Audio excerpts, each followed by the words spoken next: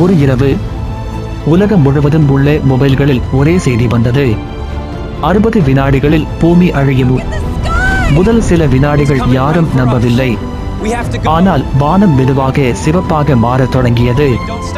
கடல்கள் கொந்தளித்தன. மின்சாரம் அனைத்தும் அணைந்தது. மக்கள் அலறி ஓடினர். சிலர் குடும்பத்துடன் கடைசி நேரத்தை கழித்தனர். சிலர் பிரார்த்தனை செய்தனர். சென்னையில் ஒரு சிறிய சிறுவன் மட்டும் அமைதியாக மாடியில் நின்று வானத்தை பார்த்து கொண்டிருந்தான். அவனுடைய தங்கை கேட்டாள், அண்ணா, நாம சாக போறோமா? அவன் சிரித்துக் கொண்டு சொன்னான், பயப்படாதே, நான் இருக்கேன். 10 வினாடிகள். வானத்தில் ஒரு பெரிய ஒளி தோன்றியது. பூமி முழுவதும் அதிர்ந்தது. 3, 2, 1. அனைத்தும் வெள்ளை ஒளியாக மாறியது.